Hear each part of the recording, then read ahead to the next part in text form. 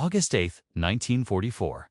The fields near Cinto, south of Caen in Normandy, lay broken and blackened under a sky heavy with dust and smoke. The hedgerows that only months earlier had sheltered farmers' livestock now concealed men and machines locked in a relentless struggle. And in the middle of that inferno sat Tiger 007, its commander, Michael Wittmann, gripping the steel cupola rim as though his hands could bend fate. Through his binoculars, he saw what no training, no propaganda, no whispered promise of victory had ever prepared him to face. For hours he had fought, maneuvered, fired. For hours, his tigers had been gods of the battlefield, tearing through Shermans with the deadly certainty of a scythe through wheat. 27 American and British tanks smoldered across the French fields, their crews buried in twisted metal. By every calculation of tactical excellence, by every doctrine drilled into the armored forces of the Reich, he and his men were victorious. And yet, through the heat, shimmer, and smoke, more shapes emerged. Dozens of them. Shermans so many that they seemed to replace each other as fast as his crew could destroy them. He whispered into the radio, his voice caught between awe and despair. They keep coming. My God, they never stop coming. Wittmann knew the arithmetic. 4 tigers left, 12 armor-piercing shells between them. Fuel enough for a short maneuver, but not a retreat, no reserves, anywhere close. He could see 48 Shermans advancing in coordinated columns, and behind them, the rising clouds of dust meant more. Dozens more. The numbers no longer belonged to the battlefield. They belonged to the factory floor across the ocean. What Wittmann saw through his Zeiss lenses was not just an army, but the weight of an entire industrial machine pressing against him, a war of numbers that could not be undone by courage or brilliance. Minutes later, Tiger 007 would be reduced to a wreck, its steel carcass still studied today. Whether it was the Canadian Sherbrooke Fusilier Regiment or the British Northamptonshire Yeomanry who claimed the kill remains debated. What is certain is that Wittmann's last transmission at 12:47 carried with it the truth that haunted every German tanker: ammunition exhausted, enemy unlimited. But the story of that message, of those 4 tigers against an avalanche of Shermans, did not begin on a Norman battlefield. It began years earlier, far from the front lines, in the hearts of factories, in the minds of engineers, and in the philosophies of 2 nations that had chosen different answers to the same question: what makes a weapon win a war? The German answer emerged on May 26, 1941, at the Berghof, Hitler's Alpine retreat. On that mountain, with the Bavarian air crisp and the clouds drifting lazily below the terrace, 2 prototypes were presented to the Führer. One bore the mark of Henschel, the other of Ferdinand Porsche. Both were steel monsters, embodiments of German engineering ambition. But it was the Henschel model, with its 88mm KWK-36 gun, that mesmerized Hitler. He touched the armor plate as though it were the skin of a living beast, spoke with reverence about its invincibility, and declared, "One tiger will be worth a battalion. One tiger will destroy a dozen enemy tanks." The order was immediate, the faith absolute. What Germany would pursue was not mass, but mastery, not quantity, but perfection. Every tiger would be a monument to craftsmanship, each plate of armor meticulously welded, every component hand-fitted by master machinists. The transmission alone demanded such precision that it took days to complete. Its interleaved road wheels, designed to spread its immense weight, required hours of careful installation. In its entirety, the Tiger consumed 300,000 man-hours time. That meant every vehicle was less a product of industry than a piece of art. 2 German officers, the Tiger was a miracle of engineering. Colonel Wolfgang Thomel, who observed the first trials at Kummersdorf, wrote with pride, "No enemy can stand against it. If we produce 100 a month, the war is ours." But Germany would never reach that number. At the very peak of its production, April 1944, after years of optimization, the most Tigers they ever completed in a single month was 104. That same month, across the Atlantic, American factories produced 2,000 Shermans. The Sherman story began with a phone call. May 28, 1940. William Knudsen, former president of General Motors, answered a call from the White House. President Roosevelt's voice was firm. "Bill, we need 50,000 planes and 50,000 tanks." Knudsen didn't promise technical marvels. He didn't speak of engineering perfection. His answer would define the American way of war. "Mr. President, we can't build the best, but we can build the most. And we can build them so any kid from Iowa can fix them with a wrench and a screwdriver." It was philosophy over design, arithmetic over elegance. The Sherman tank, born at Aberdeen Proving Ground, was not a masterpiece. It was not invincible. Its 75mm gun would struggle against Tiger armor. Its armor itself was vulnerable. But it was simple, reliable, interchangeable. Engines could run on different fuels. Tracks could be replaced in muddy fields. Armor plates were welded, not hand-fitted. And most importantly, the turret ring was deliberately oversized, allowing for upgrades yet to be imagined. At a design meeting, Major General Gladian Barnes put it bluntly to the contractors. "I don't want a perfect tank. I want a tank we can build 1,000 of for every 100 the Germans build. Make it reliable, make it fixable, make it in numbers." The result was an equation written not on paper, but in steel and sweat. In Detroit, at Chrysler's Tank Arsenal, a facility so vast it dwarfed every German factory combined, tanks rolled off assembly lines like cars. Housewives, farm boys, and factory hands learned their tasks in days. Rosie the Riveter herself welded seams on Shermans. 4 hours of work built an entire vehicle. The Tiger took months. The Sherman took 48 hours. By December 1942, Detroit's arsenal was producing nearly 900 tanks every month.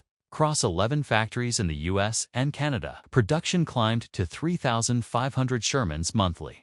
At the same moment, German reports logged only 34 Tigers. The ratio was already 103-1. The German High Command received intelligence on these numbers in January 1943. Heinz Guderian, father of Blitzkrieg, and now Inspector General of Panzer Forces, scrawled in his diary a single line: "If even half these numbers are true, we have already lost the war." And yet, in Berlin, denial persisted. Hitler clung to the myth of superiority. To him, the Sherman was a Detroit tin can, the Tiger a king among machines.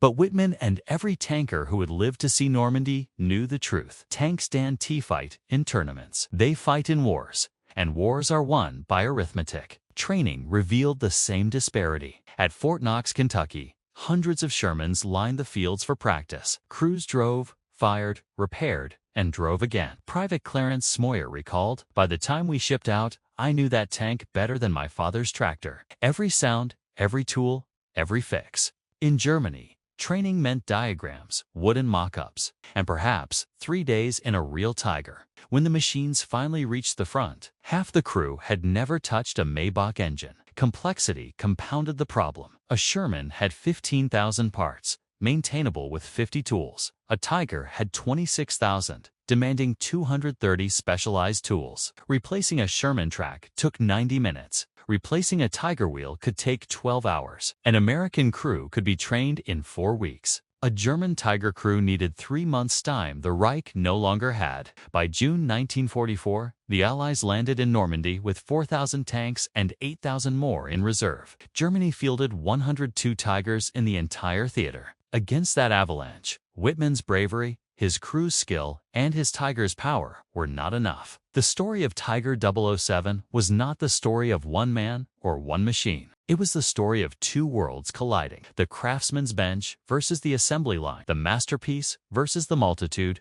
quality versus quantity. And in Normandy, in Russia, in Italy, across every battlefield, the arithmetic proved final.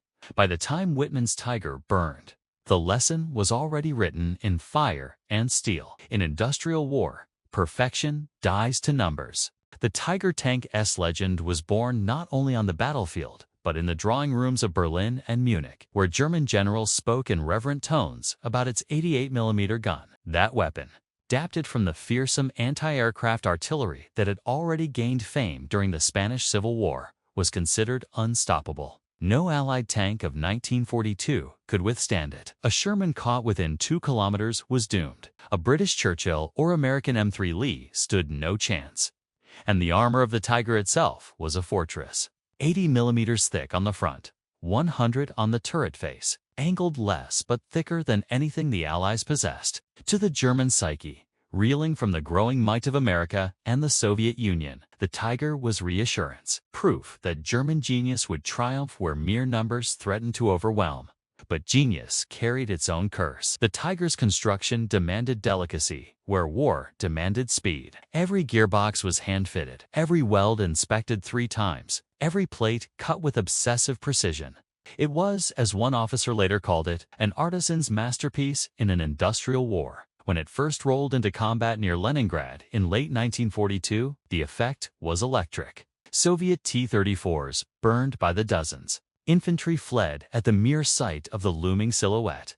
Reports poured back to Berlin, describing battles where single Tigers held off entire armored brigades. Propaganda films showed them lumbering across Russian fields, accompanied by heroic scores and captions proclaiming them invincible. Yet behind those images lay a quieter truth. For every Tiger that left the Henschel factory, American and Soviet factories built hundreds of their own machines. The Soviets pushed out thousands of T-34s monthly. In Detroit, the Chrysler arsenal was already achieving what German engineers had considered impossible: assembly line tank production. There, a Sherman could be completed in 48 hours. At the height of output, American plants produced in 1 month more tanks than Germany could complete in an entire year. This disparity was not merely in numbers, but in philosophy.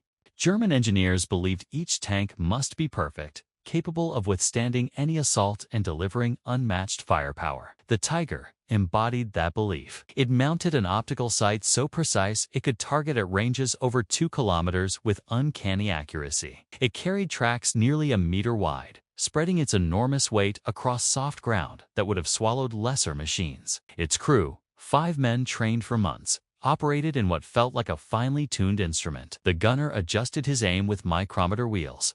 The driver learned to coax the temperamental Maybach engine through its growls and coughs. Inside the Tiger, the men felt untouchable. But to the men outside it, to the Shermans and Churchills and Cromwells advancing across France and Italy, invincibility proved an illusion. For every Tiger that destroyed 10 tanks, there were 20 more to take their place. German tankers began to notice a pattern: victories that changed nothing. A skirmish might end with Shermans smoldering, but within days, the same roads filled with fresh machines, shipped from England's depots or rolled off the docks at Cherbourg. The Tiger, expensive, rare, irreplaceable, became a paradox. It could not lose in battle, yet it could not win the war. Consider the arithmetic of training. In Fort Knox, Kentucky, American recruits spent months driving Shermans over fields, practicing repairs, and firing round after round in live gunnery practice. They learned the tank's quirks until it became as familiar as the tractors many had driven back home. By the time they reached Europe, they were hardened not only by instruction, but by familiarity. They knew how to change a transmission in hours, how to replace a track before dusk. They lived in the machines they would fight in. German recruits, by contrast, trained in scarcity. With so few Tigers available, most learned their duties on paper diagrams and wooden mock-ups. If they were lucky, they had 3 days in an actual Tiger before being sent to the front. Some had never started the Maybach engine before arriving in Russia or Normandy. The tank demanded months of apprenticeship, but war gave them days. The tank demanded months of apprenticeship, but war gave them days. And when those inexperienced crews met seasoned American tankers who had driven Shermans until their hands knew every lever by instinct, the outcome became predictable. Even maintenance became part of the equation. A Sherman transmission could be swapped in for hours. The Tigers, 12 men, a crane, and days of labor. A Sherman engine could be pulled and replaced in 6 hours. The Tiger's engine, sophisticated but temperamental, often required weeks to repair, with parts shipped from factories already under bombardment. And when a Tiger broke down in the field, its crew faced a nightmare: 26,000 parts, each needing precise tools, each too valuable to abandon. The battlefield began to mirror the factory floor. In Normandy, American tankers' new replacements waited in depots. If a Sherman was destroyed, a new one would arrive within 48 hours. Damaged tanks were pulled back by the Red Ball Express, repaired overnight, and sent forward again. German tankers knew the opposite. Every Tiger lost was irreplaceable. Its absence felt like a missing tooth in a dwindling jaw.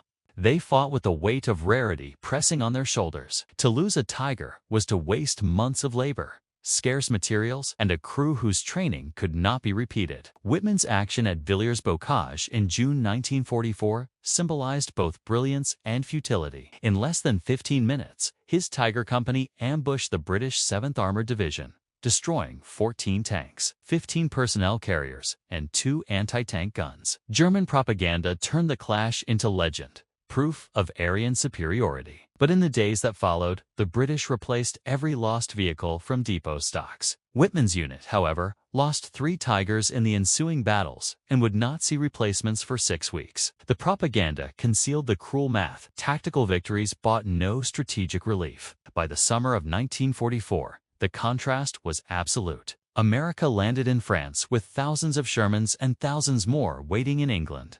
Germany fielded barely over 100 Tigers across the entire front. The arithmetic became a flood. Tankers like Wittmann might win duels, might terrify opposing crews, but the tide of Shermans rose higher with each passing week. As Wittmann peered across the fields south of Cannes, watching the Shermans advance like an endless tide, the truth crystallized. The Tiger had been built as if wars could be won with elegance. The Sherman had been built for war as it was, brutal, clumsy, endless, measured not in victories, but in replacements.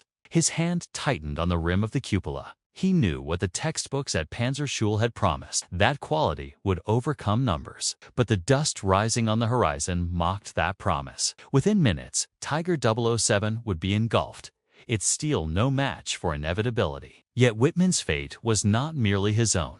'Twas the fate of Germany's philosophy of war, to pursue perfection when what was needed was sufficiency, to craft masterpieces when what was required was multiplication. His last battle was not against Shermans, not against Canadians or British tankers, it was against arithmetic itself. And in that battle, no man, no tank, no nation could prevail. The myth of the Tiger was forged in fire, but its reality was forged in steel and numbers. For Germany, every Tiger that rolled out of Henschel's Kassel plant was a triumph of craftsmanship, a testament to what their engineers called Wunderwaffe, a wonder weapon. For America, every Sherman rolling off Chrysler's Detroit arsenal was something else entirely, a cog in an industrial avalanche, one more link in a chain that could not be broken. By 1943, the contrast between these two machines no longer lived only in battle reports or whispered rumors at the front. It existed in cold production figures, in man-hours and supply chains, in the lived experiences of workers thousands of miles from the front lines. The war was not only being fought in the hedgerows of Normandy or the plains of Kursk. It was being fought on factory floors, in assembly lines, in logistics depots, and in training grounds where men learned their trade, surrounded by abundance or scarcity. At Kassel, where the Tigers were built, the atmosphere was closer to a cathedral than a factory. Workers signed their names on components, as if leaving signatures on a canvas. Transmission gears were polished to perfection. Armor welds were inspected and re-inspected. The tanks were assembled as though each one were destined for a museum. The interleaved wheel system, an engineering marvel, spread the tank's 57 tons evenly across the ground, but required precision installation that could take days. There was pride in every bolt, pride in every weld. But war is a hungry beast, and pride does not feed its appetite. By contrast, in Detroit, the tank arsenal thundered like a living organism. Opened in 1941, the facility covered over 1 million square feet, larger than every German tank factory combined. Its workers were not artisans, but ordinary Americans, many of whom had never seen a tank before the war. Housewives donned welding masks. Teenagers drilled rivets. Immigrants assembled gearboxes. 2 days of training was all most received before being put to work, but they didn't need more. The Sherman S design had been broken down into steps, so simple and modular that any worker could master their role in hours. A woman might spend her entire shift welding one seam. A boy might fit one component again and again. Each small step, repeated thousands of times, became an unstoppable rhythm.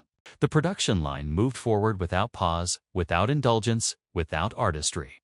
It took 300,000 man-hours to produce a Tiger. It took less than 50,000 to produce a Sherman. The numbers told their own story. In April 1944, when Germany reached its peak output of 104 Tigers in a single month, America produced 2,000 Shermans, and that was just from one factory. By December 1942, the 11 American factories producing Shermans together achieved 3,500 a month. The arithmetic was staggering: 103 Shermans for every Tiger. And yet the numbers were not only in tanks, but in people. At Fort Knox, hundreds of Shermans sat waiting for recruits. Young Americans climbed into them, trained in live fire exercises, drove them until the engines burned hot, broke them, repaired them, and drove them again. Crews grew up with their machines. They slept in them, sweated in them, cursed them, and came to know them as second skins. Private Clarence Smoyer remembered that by the time his unit deployed, he could identify every sound a Sherman made, knew which tool to grab instinctively for every job, and felt as if the tank was simply another machine on his family farm. By the time American crews shipped out to Europe, they had lived in their tanks long enough to understand them intimately. In Germany, training was a shadow of this abundance. With Tigers too rare to spare, recruits studied diagrams, practiced in wooden mock-ups, and sat through endless lectures. Some crews had only 3 days in an actual Tiger before they went to war. The machine that demanded months of apprenticeship received men barely able to start its engine. Complexity magnified the gap. A Tiger required 230 specialized tools for maintenance, while a Sherman could be repaired with 50. The Tiger's 26,000 parts, each exact, each irreplaceable, demanded master mechanics. The Sherman's 15,000 parts, designed to be swapped and standardized, meant a conscript with farm experience could fix them. And then came logistics. Every Sherman that burned in Normandy could be replaced within 48 hours from depots in England. Colonel Joseph Gilman's replacement system ensured that 2,300 tanks sat waiting in storage, ready to be deployed at any moment. Damaged Shermans were dragged back by mobile repair units, patched up, and sent forward again. Some returned to the line within days of being knocked out. German crews began to notice the pattern. Tanks they believed destroyed reappearing on the field, painted fresh, fighting again. For Tigers, replacements were dreams. Every tank lost was months of labor gone, and months before a new one could arrive. Transport was a nightmare. Each Tiger needed a special railway car, heavy cranes for loading, secure lines for transport. Allied air power disrupted every stage. Of 45 Tigers sent to Normandy in June 1944, only 17 arrived intact. The others were delayed, bombed, or broke down en route. The psychological toll of this disparity was profound. American crews knew their machines were expendable. If their tank was hit, they bailed out, walked back, and received another. Losses were not only tolerable, they were expected. Crews were taught to think of themselves as the irreplaceable asset, the tank as the disposable tool. Sergeant John Irwin later explained, "We were taught tanks could be replaced. Men couldn't. If your Sherman went up, bail out, get another one, and keep going." German crews learned the opposite. Every Tiger was irreplaceable, every loss a catastrophe. The crews carried the burden of knowing their machines were precious beyond measure. They fought not only for victory, but to justify the resources poured into their tanks. They fought with the knowledge that losing their vehicle meant their unit might never fight again. Feldwebel Karl Braumann, a Tiger gunner, wrote in a letter to his wife, "We are not soldiers, but accountants. We calculate kills to prove we are worthy of our machines. 10, 20, 30 tanks destroyed, and yet still they come. What is the point of killing when they never end?" By the time of D-Day, the contrast was undeniable. The Allies landed with thousands of Shermans, and thousands more waited across the Channel. Germany scraped together barely 100 Tigers. Wittmann's brief, brilliant ambush at Villers-Bocage demonstrated German skill, but its aftermath demonstrated reality. Every British loss was replaced within days. Every German loss was permanent. The arithmetic was relentless. For every Tiger that rolled into battle, 30 Shermans were already waiting. For every Tiger destroyed, 3 more months of labor were lost. For every Sherman destroyed, 2 more arrived in its place within days. The factories of Detroit, Pittsburgh, and Chicago did not sleep. The lines ran day and night, every day of the year. In Germany, the Kassel plant stopped with every bombing raid, every power cut, every material shortage. By 1944, slave labor filled its halls. Workers who had no pride in their task, who sabotaged when they could, who slowed when they dared. It was not simply a war of men and machines. It was a war of philosophies. And by 1943, the outcome was clear. Germany pursued perfection, and every Tiger was a masterpiece that strained its economy, its workforce, its logistics, and its crews. America pursued adequacy, and every Sherman was a product of efficiency, reliability, and abundance. Perfection was outnumbered. Adequacy was infinite. As Wittmann and his crew fought in the hedgerows, As Tigers clashed with Shermans from Normandy to Kursk, the war was no longer decided in duels of steel. It was decided in the arithmetic of industry, in the rhythm of assembly lines, in the endless replacements that flowed like water across the Atlantic. And though the Tiger inspired fear, though it destroyed thousands of enemy tanks, though it remains a legend of engineering, the truth stood behind every battle. The Tiger was never Germany's victory. It was Germany's epitaph. The summer of 1944 pressed its weight down on Europe like a slow, grinding storm. In the east, the Red Army's Operation Bagration swept forward with unstoppable momentum, rolling over Army Group Center with 4,000 tanks against fewer than 500 German machines. In the west, Allied armor poured from the beaches of Normandy, columns of Shermans advancing along every hedgerow and road. For the men inside the Tigers, the disparity was no longer an abstraction of numbers. It was the daily reality of facing waves of enemy machines that seemed to multiply every time one was destroyed. By July, the Eastern Front had become the purest expression of industrial arithmetic. Soviet factories churned out T-34s in quantities that dwarfed even American production. Their simplicity allowing one tank to be completed in a fraction of the time it took to assemble a Tiger. In a single month, Soviet output reached nearly 2,000 tanks, and that number did not include the thousands more received through American Lend-Lease. Among them were Shermans painted with red stars delivered across the Arctic convoys to Murmansk, each one a reminder that Germany now faced not just one enemy of abundance, but two. Reports from the front read like accounting ledgers written in blood.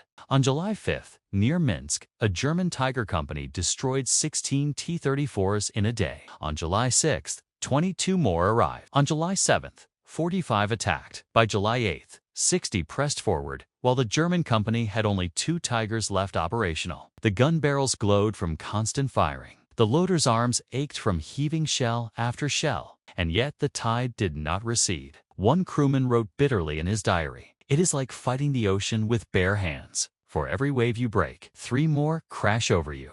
The Tiger's superiority in combat was never in question. Its 88mm gun could pierce a T-34's armor at ranges beyond 2 kilometers. Its armor turned aside Soviet rounds with contempt. Time and again, single Tigers held off entire Soviet columns. Yet what the tankers learned, what even the most decorated aces could not deny, was that excellence did not scale. A Tiger could destroy 10, 20, even 30 tanks in a day, but the factories behind those tanks could build replacements faster than the Tiger could destroy them. On the other side of Europe, in the hedgerows of Normandy, the same lesson was being written in fire. The Red Ball Express, a logistical miracle, carried fuel, ammunition, and spare parts in endless convoys from the beaches to the front. Day and night, 6,000 trucks thundered along French roads, delivering 12,000 tons of supplies daily. American tank units never starved for fuel, never lacked ammunition, never paused for want of parts. A Sherman could be knocked out in the morning, hauled back by a recovery vehicle, repaired in a depot, and returned to the front within 48 hours.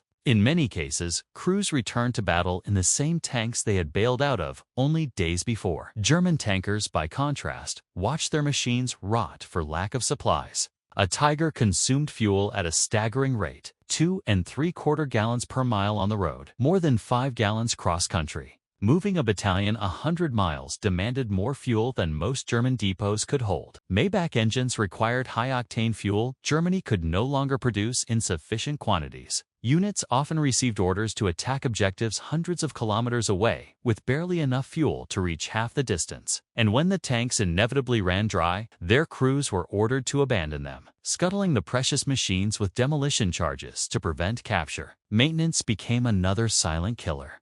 For every Tiger in the field, hours of work were needed to keep it running. Its interleaved wheel system clogged with mud in the Russian winters, freezing solid until crews chipped the ice free with hammers. Its transmission, a masterpiece of engineering, broke under the strain of its own complexity. Replacing one meant removing the turret with a 15-ton crane, equipment often unavailable near the front. Engines overheated, suspensions cracked, and without proper spare parts, the tanks became immobile fortresses left behind as the war passed them by. Shermans, by contrast, were built for repair. Crews could change a track in 90 minutes, swap an engine in 6 hours, replace a transmission in 4. The tanks were designed so that parts could be removed and replaced with minimal tools, many borrowed from the same tractors and trucks that had inspired their systems. Field depots overflowed with spare parts. Mechanics worked in shifts, keeping readiness rates above 90%. In German Tiger units, readiness by late 1944 had fallen to 35%. For every 100 tanks listed on paper, only 35 could be expected to start their engines. The weight of numbers pressed not only on machines, but on men. In America, Fort Knox graduated 2,000 fully trained Sherman crews every month. Replacements waited in England, a pool of 10,000 men ready to step into any tank at a moment's notice.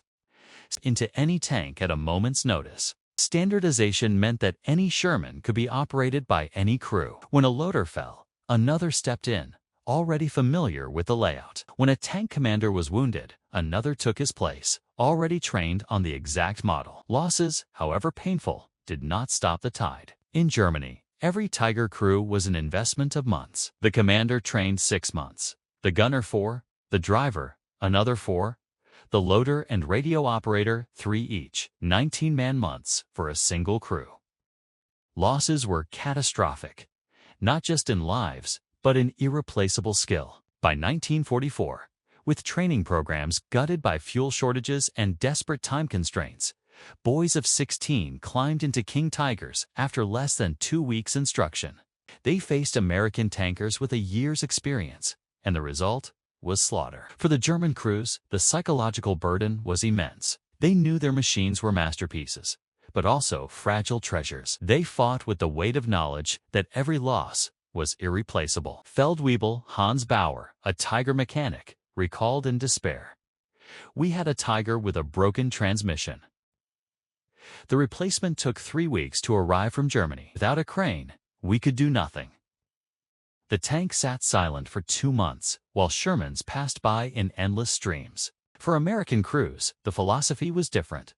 Tanks were expendable, men were not. Commanders told their crews plainly, "Survive, and another Sherman will be waiting." The knowledge gave them freedom to retreat, to regroup, to live for another fight. For German crews, orders were the opposite. Never abandon a Tiger, never retreat without orders, never leave the machine intact. It was not just their weapon, but their burden, a golden coffin they could not let go. By late summer 1944, the pattern was undeniable. Every battle, every skirmish, every duel wrote the same conclusion in black smoke across the sky. Tactical victories meant nothing. Strategic arithmetic meant everything. The Tiger could kill, but it could not replace. The Sherman could fall, but it could always return. The War of Steel was becoming a war of equations. Germany built 1,347 Tigers. America built 49,234 Shermans. And in every village, every hedgerow, every frozen plain, those numbers wrote the fate of nations. August 1944 marked the moment when the illusion of German armored invincibility shattered completely. The Great Clash in Normandy was supposed to be the proving ground of the Tiger and Panther, a final demonstration that German engineering could stem the tide of Allied invasion. Instead, it became a slow-motion revelation that even the most feared tank on Earth could not outlast an opponent who treated tanks as disposable tools, endlessly replaced, endlessly repaired, endlessly supplied. The story of Normandy was not simply one of tanks firing across hedgerows, but of logistics writing destiny. The Allies had brought with them an infrastructure that dwarfed anything Germany could imagine. Ports, once captured, became funnels through which oceans of steel poured. The beaches themselves were transformed into artificial harbors with floating piers and breakwaters built in days. From these entry points, the Red Ball Express carried lifeblood to the front: fuel, ammunition, food. Spare parts delivered without pause by convoys of trucks that rumbled day and night across France. Each day, the Express delivered more tonnage than entire German armies could hope to move in a week. For the German tank crews, the effect was immediate and crushing. They would knock out Shermans in fields and villages, sometimes dozens in a day, only to see replacements arrive almost instantly. A Tiger commander recorded with disbelief, "We destroyed 18 in one afternoon. The next morning, 20 more stood before us, as if the night had erased our work." At Villers-Bocage, Michael Wittmann and his company demonstrated the terrifying potential of the Tiger once more. In less than 15 minutes, they destroyed over a dozen British tanks and vehicles, sending shock through the Allied ranks. German propaganda trumpeted the feat as evidence of the Tiger's supremacy, the Ace's brilliance, the futility of Allied armor. Yet what propaganda concealed was the aftermath. Within 3 days, every British loss had been replaced from depots. Within 3 weeks, Wittmann himself was dead, his Tiger destroyed in an ambush, his irreplaceable crew lost forever. This pattern defined the campaign. German brilliance created moments of fear and admiration, but those moments evaporated in the face of Allied production. Each Tiger lost was a permanent wound. Each Sherman lost was an inconvenience remedied by the machinery of Detroit and Pittsburgh. The mathematics of replacement tilted morale as much as battlefield outcomes. American crews knew they could afford losses. A tank knocked out meant a day in the rear, a new machine, a chance to fight again. German crews knew that every hit was final, every destroyed Tiger a loss that could not be undone. They bore the knowledge like a weight. Every duel fought not only for survival, but for the impossible standard of proving their existence worthwhile. Maintenance, too, was a silent battlefield. Shermans rolled out of depots repaired in hours. Damaged Tigers became immobile monuments, awaiting spare parts that never came. German recovery crews risked everything to tow crippled Tigers from the field, only to see them rust away for lack of transmissions or engines. Mechanics cannibalized one machine to save another, stripping parts like organs from dying bodies. By late summer, entire battalions existed only on paper, their tanks scattered as husks across Europe, their operational strength dwindling to a handful. Then there was fuel. A Sherman could run on almost anything. Loctane gasoline, alcohol blends, even improvised fuels in emergencies. Germany's Maybach engines demanded high-quality gasoline that the collapsing Reich could no longer supply. Synthetic fuel from coal plants was corrosive, damaging engines with every use. By August 1944, German commanders ordered tanks into battle with barely enough fuel for a few dozen kilometers, hoping to seize Allied reserves. One officer lamented, "Our orders are to capture fuel. But how do we reach it when our tanks cannot move?" The Battle of Falaise encirclement revealed the consequences in brutal clarity. German armored divisions, including their prize Tigers, were trapped in a tightening pocket. Allied artillery and aircraft hammered them relentlessly. When the pocket collapsed, the fields were littered with burned-out tanks. Many Tigers had not been destroyed in combat at all, but abandoned for lack of fuel or repairs. Their crews forced to flee on foot. For the Allies, the sight confirmed what intelligence already knew. German superiority was rotting from within. The psychological gulf widened. American soldiers joked grimly that Shermans were coffins, vulnerable and thin-skinned. Yet they took comfort in knowing there were always more coffins waiting. German tankers no longer joked. They rode home with despair, admitting they fought against mathematics itself. One captured Tiger commander confessed under interrogation, "We killed them like harvest wheat, but the field regrew by morning." It was not war, but futility. Meanwhile, American factories showed no signs of slowing. The Detroit arsenal alone produced nearly 900 Shermans a month. Across the United States, 11 factories contributed, turning out thousands more. Women, immigrants, and unskilled workers kept the lines running 24 hours a day. Each part was standardized, each process simplified. Each tank rolled off the line in 48 hours. By the time one Tiger was completed in Germany, dozens of Shermans had been shipped overseas, already driving through France. German factories, bombed and starved of skilled labor, limped on. Slave laborers filled the ranks, sabotaging when they could, producing under duress. Every raid from Allied bombers delayed production, destroyed equipment, scattered resources. Where American workers hung banners reading "Every tank is a life saved," German overseers fought to keep exhausted workers from collapse. Quality faltered, morale crumbled, and the perfect machines took longer and longer to build. By autumn, the contrast was undeniable, even to Germany's own leaders. Generals whispered what they could not say aloud. The war was lost, not in Normandy's hedgerows, not in Minsk's fields, but in the factories of Detroit and the oil wells of Texas. Tanks did not win wars alone. Industry did. Every Tiger that rolled onto the field was a masterpiece, a terror, a machine to be respected.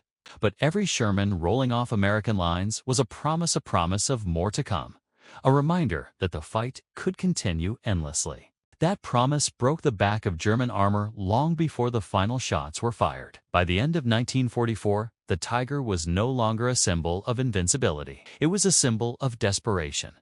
A giant too complex to survive in a world where quantity, speed, and sufficiency had become the true weapons of victory. And though the Tiger would fight on into 1945, its fate was already sealed in the arithmetic of production, written not in gunfire, but in assembly lines that stretched further than Germany's dreams could reach. The winter of 1944 brought with it a bitter cold that seemed to mirror the state of Germany's war effort. What had begun as confident proclamations of technological superiority had eroded into whispered acknowledgments of exhaustion. The Tiger, once hailed as a machine that could change the course of the war, now struggled against an enemy that seemed endless.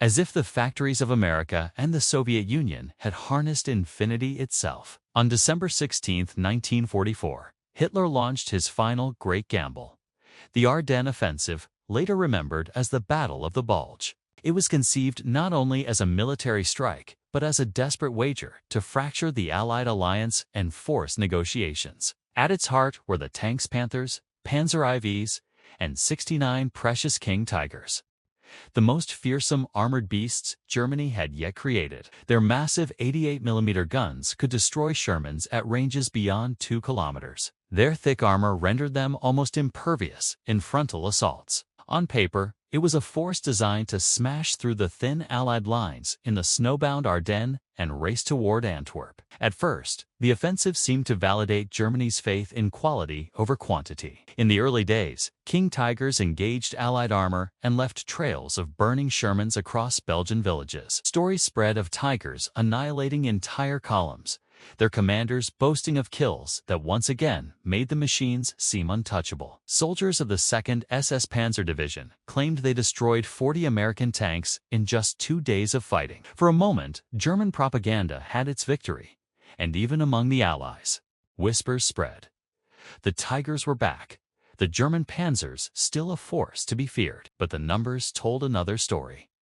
Every Sherman destroyed was replaced within days. American depots in Antwerp and northern France overflowed with reserves. A unit that lost 10 tanks on Monday might have 12 replacements by Thursday. General George Patton, commanding the U.S. Third Army, moved his divisions north with breathtaking speed, bringing with him hundreds of Shermans that seemed to appear as if conjured from the earth itself. By December 22nd, Patton had turned his army, driven through the snow, and thrown 350 Shermans into battle. Despite losing scores in the initial engagements, by the end of the week, he commanded more operational tanks than he had started with. For the Germans, the offensive revealed the cruelest truth. Tanks were useless without fuel. The Ardennes plan depended on capturing Allied fuel depots to keep the King Tigers moving. Each Tiger consumed gallons, at a rate that horrified logistics officers, nearly 6 per mile cross-country, more than double that of a Sherman. Fuel stocks in Germany were nearly depleted. Synthetic plants had been bombed, refineries destroyed, and what little production remained went to the Luftwaffe or to the desperate defense of the homeland. King Tigers that had once struck terror into Allied hearts now sat abandoned by the roadside, their crews weeping with frustration as they set charges to destroy machines that had barely fired their guns. Joachim Peiper's Kampfrupp, spearheading the offensive, reached the outskirts of Stavelot and Le Gleize with its Tigers and Panthers. But fuel ran out. The mighty column ground to a halt. One by one, the tanks were abandoned, destroyed by their own crews. By December 25th, Christmas Day, the dream of breaking through to Antwerp had frozen to death in the snow.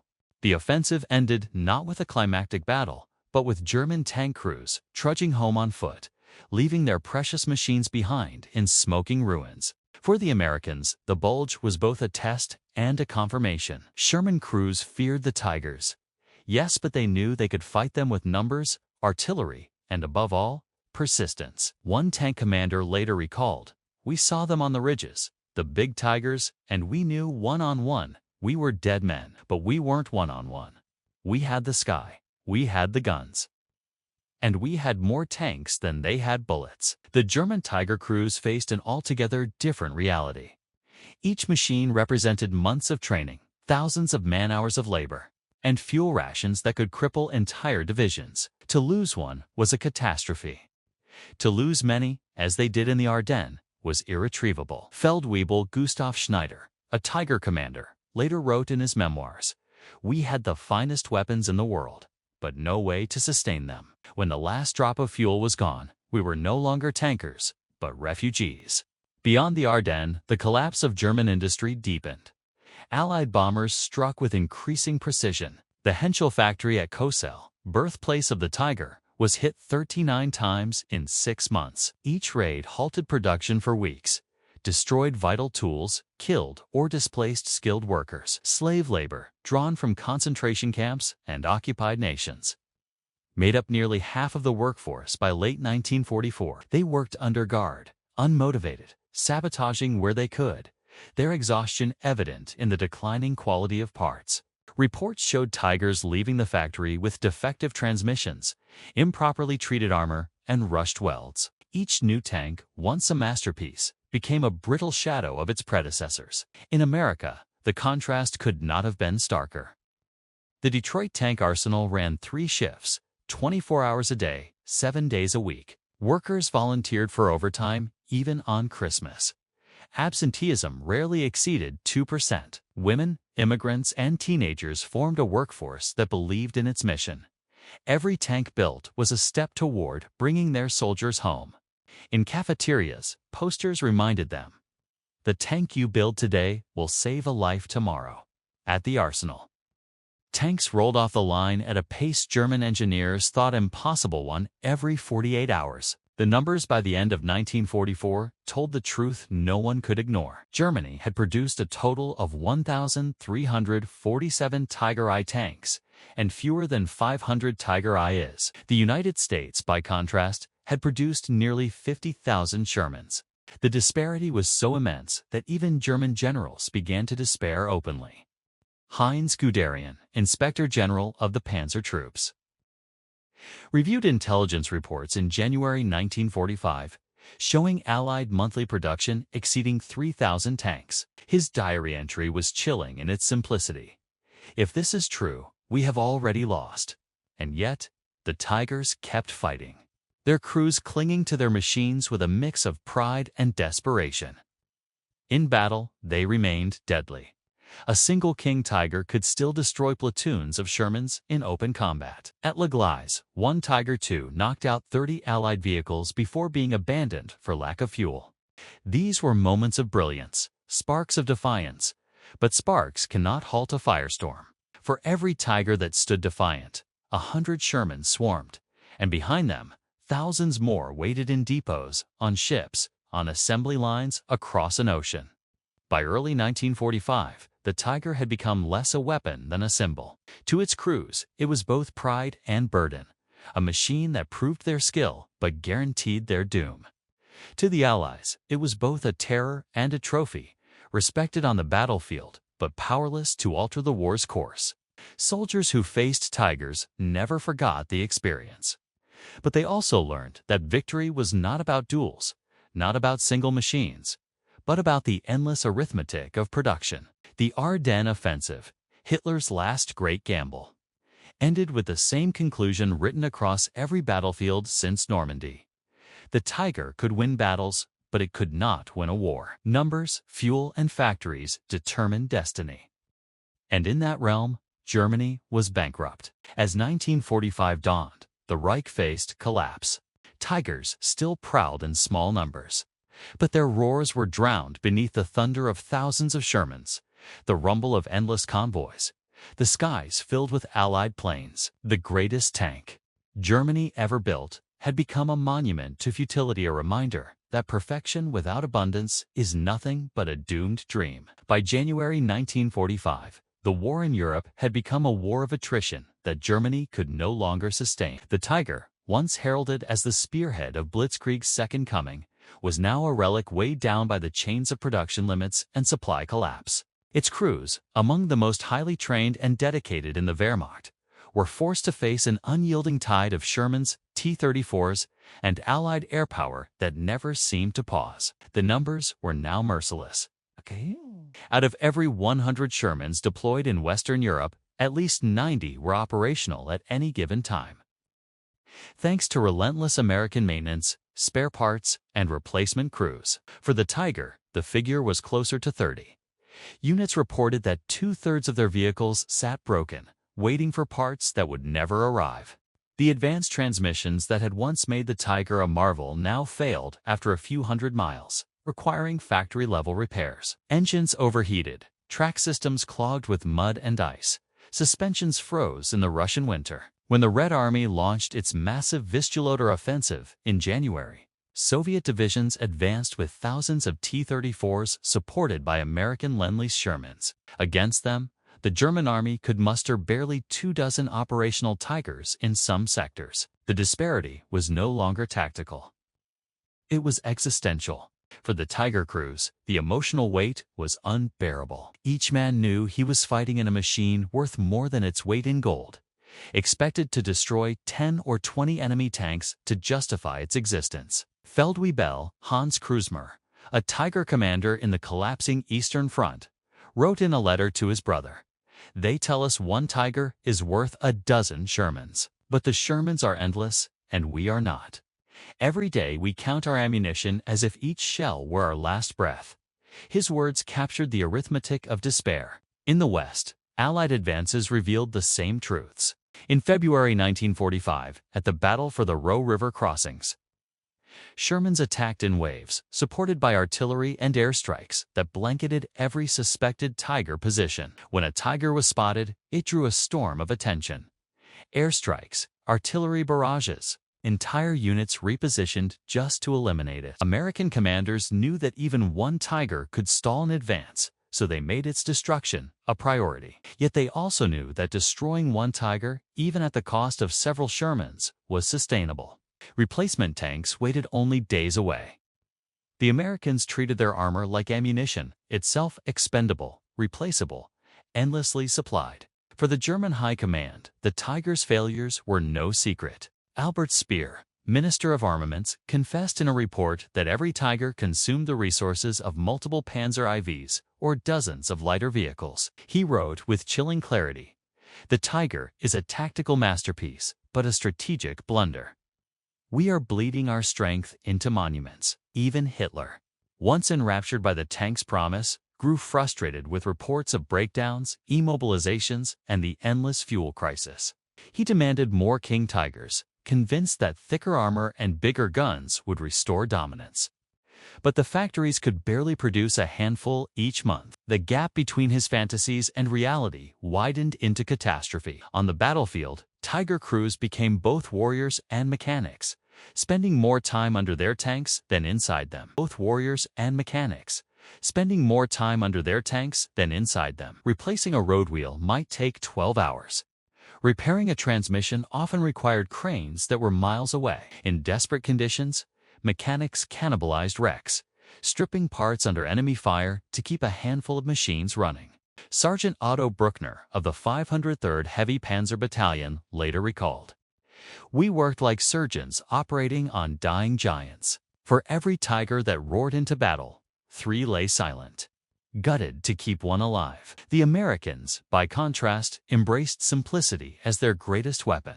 A Sherman crew could swap an engine in 6 hours, change tracks in 90 minutes, or repair battle damage with nothing more than welding gear and determination. The parts were interchangeable, standardized across thousands of tanks.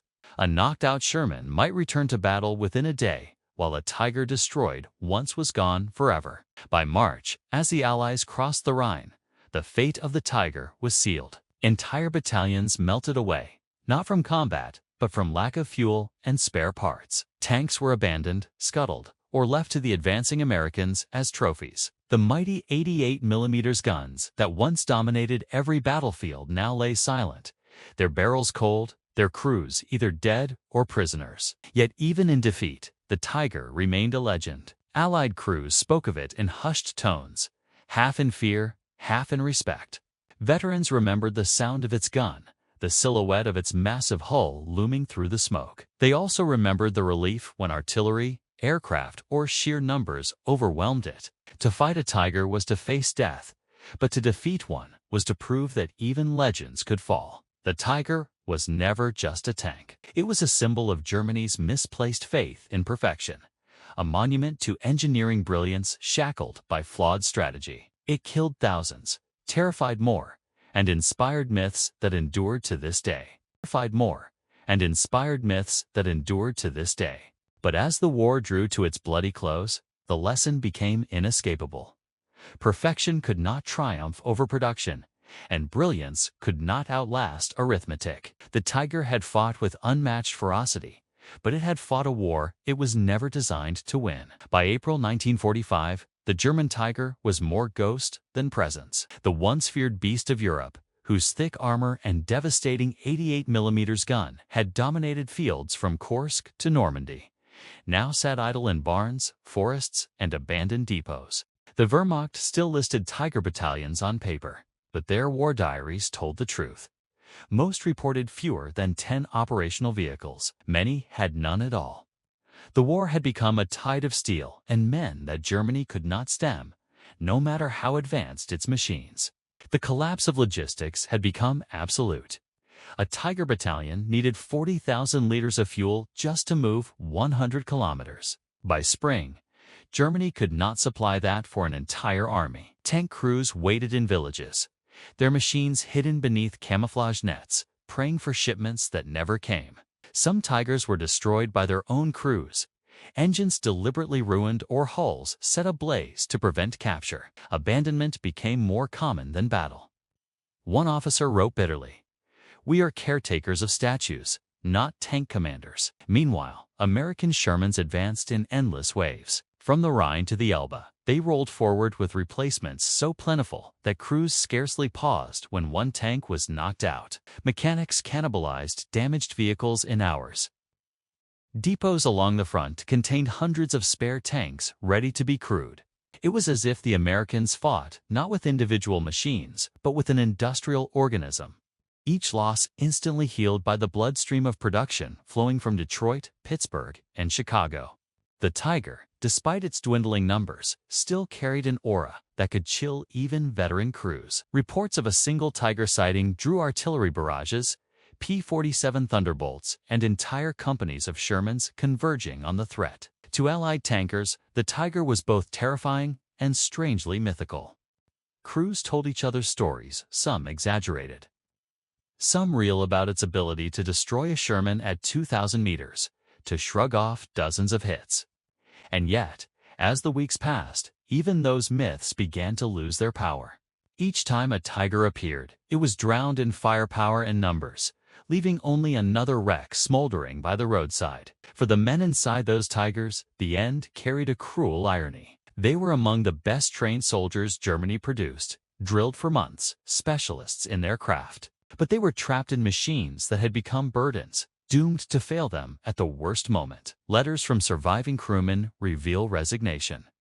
"We are thrown against an ocean," wrote one gunner. "Every wave takes a piece of us, but the ocean never ends. We are running out of shells, of fuel, of courage, perhaps of meaning." American veterans who later encountered captured Tigers described their astonishment at the complexity. Every system seemed overbuilt, intricate, demanding precision maintenance impossible in war's chaos. It was like finding a Swiss watch in a swamp.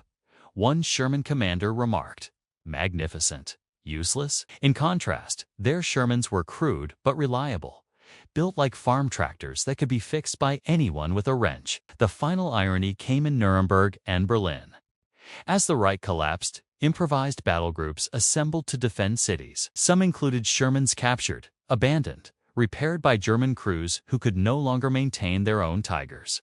The Wehrmacht, which once mocked American armor as tin cans, now fought desperately with those same tin cans against the Allied advance. It was a humiliation and a testament. The Sherman's simplicity allowed it to outlive its enemies, even in enemy hands. By late April, Tiger battalions had ceased to exist as organized forces. A few King Tigers defended Berlin, firing their last shells down shattered streets, but they could not change the outcome. Their fuel ran dry. Their ammunition was spent. Their crews were either killed or captured. The Tiger's roar faded into silence, replaced by the grinding march of Shermans, T-34s, and infantry columns advancing on the ruins of the Reich. And so, the Tiger's final legacy was not victory, but symbolism. It embodied Germany's fatal obsession with engineering perfection at the expense of practicality, a weapon too powerful to ignore, but too complex to sustain. The Sherman, in its thousands, told the opposite story, that in modern war, the good enough weapon, produced in overwhelming numbers, outlives the masterpiece every time. The end of the Tiger was not just the end of a machine. It was the end of a philosophy, the death of the belief that brilliance alone could overcome arithmetic. When the Reich surrendered, fewer than 24 operational Tigers remained in all of Europe. The Allies, by contrast, had tens of thousands of Shermans still ready for battle, waiting for a war that was already won. The Tiger had been feared, respected, even worshipped, but in the end, it was buried beneath an avalanche of Shermans, its legend intact, its reality broken. By May 1945, the last weeks of the war revealed the full collapse of the Tiger dream.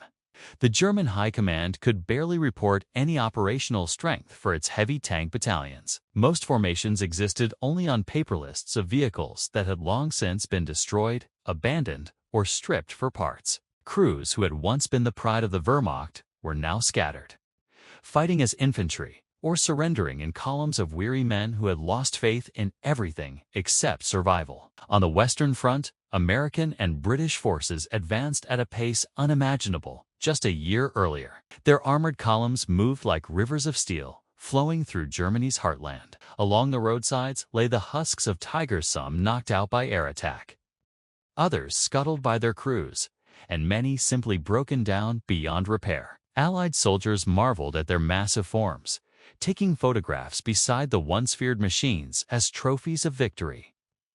Some examined them with curiosity, astonished by their complexity. To a Sherman crewman used to bolting on spare parts in a muddy field, the Tiger looked less like a weapon of war and more like a fragile museum piece. The arithmetic of war had spoken its final word.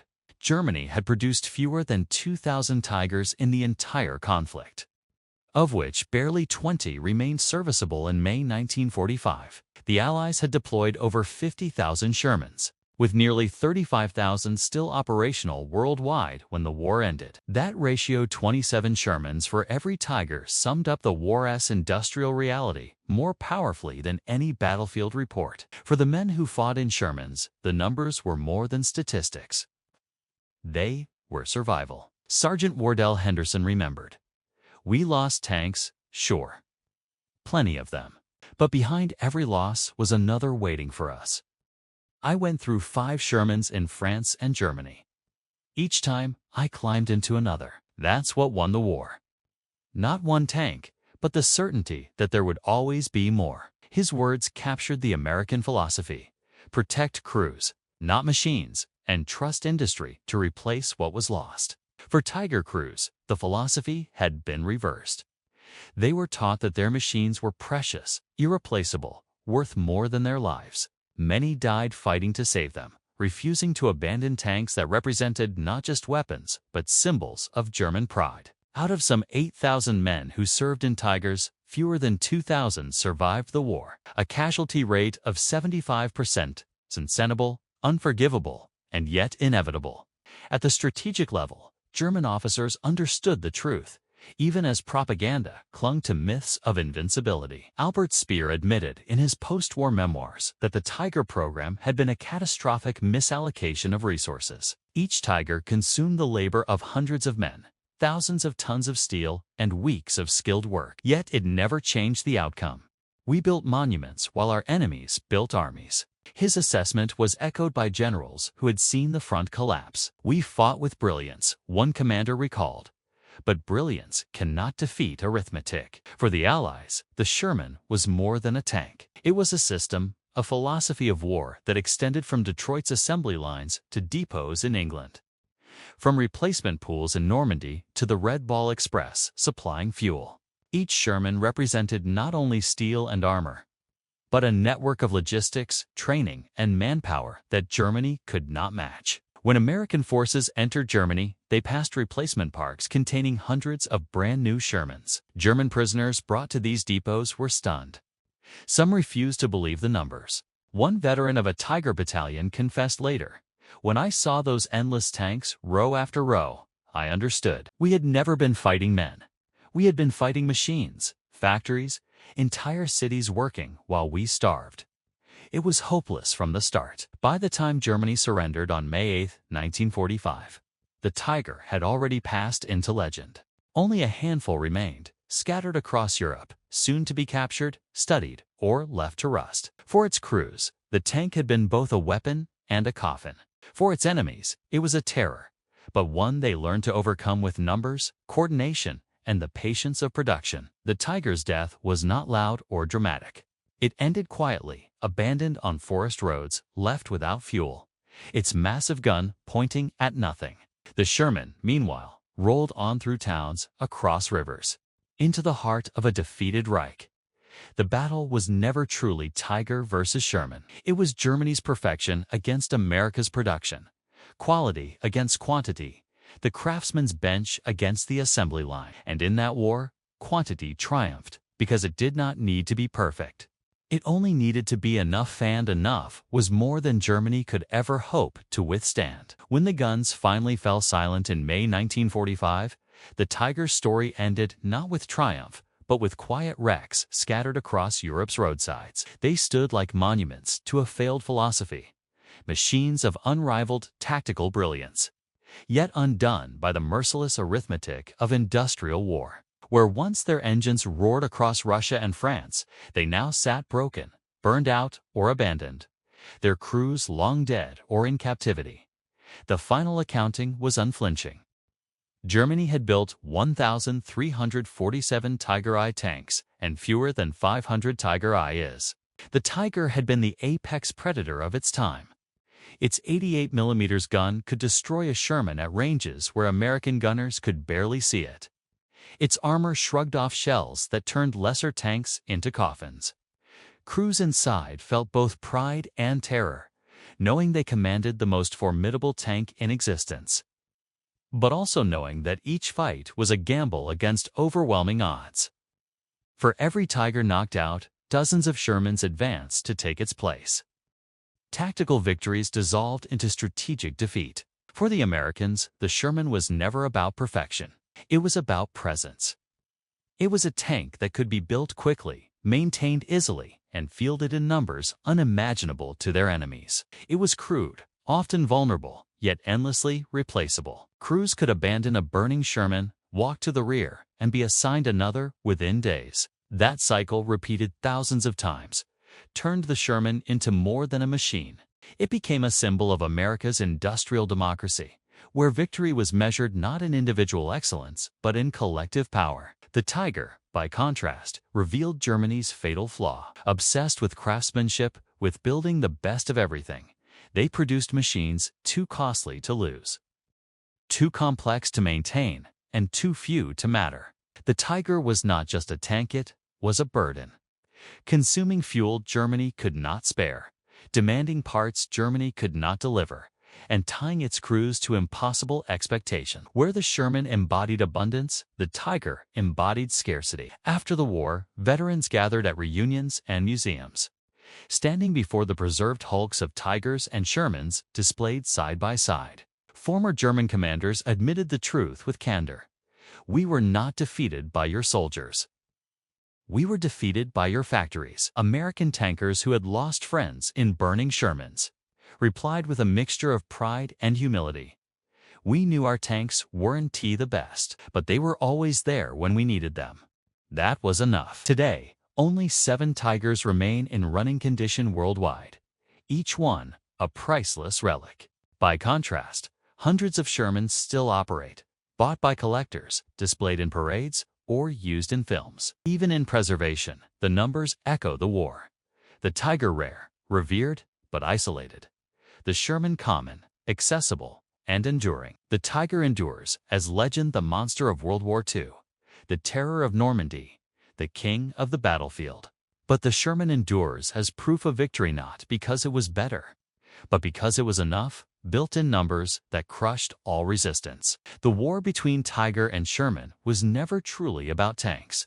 It was about the clash of philosophies. Germany's pursuit of perfection created weapons too few to matter. America's embrace of good enough created an avalanche that buried the Reich. In the end, the Tiger was a masterpiece.